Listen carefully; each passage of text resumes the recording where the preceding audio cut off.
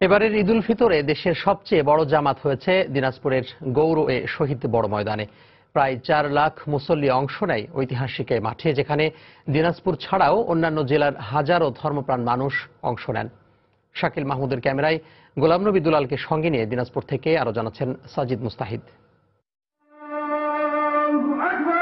দীর্ঘ ১ মাস সিয়াম সাধনার পর এসেছে খুশির ঈদ। রোজাদারদের জন্য ঈদের এই দিনটি বিরাট এক প্রাপ্তির। আল্লাহর সান্নিধ্য লাভের আশায় ঈদগাহমুখী মুসল্লিরা।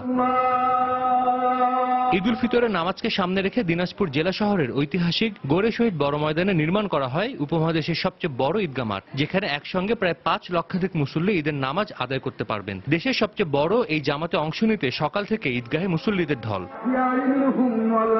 শুধু দিনাজপুর নয়, নামাজে অংশ নেন দিনাজপুরের আশপাশ থেকে আসা বিভিন্ন জেলার মানুষ।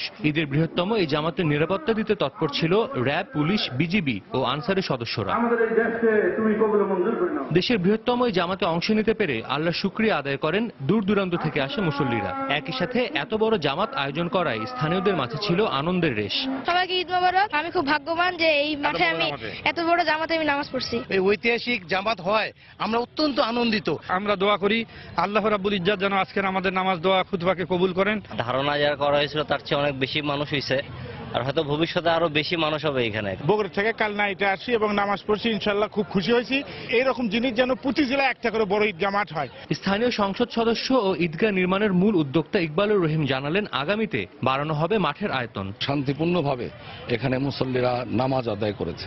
আরো বড় করে নামাজ আদায়ের পরিকল্পনা আছে। আমরা স্টেশন ক্লাব সরিয়ে দিলে প্রায় ৩২ একর জায়গার উপরে আমরা ঈদের নামাজ আদায় করতে পারবো এবং প্রায় ৮ থেকে ১০ লক্ষ মানুষ এখানে ভবিষ্যতে ঈদের নামাজ আদায় করতে পারবে। প্রায় ৩.৫ লাখ মুসল্লি একসাথে নামাজ আদায় করেন গৌরে শহীদ বড় ময়দানে।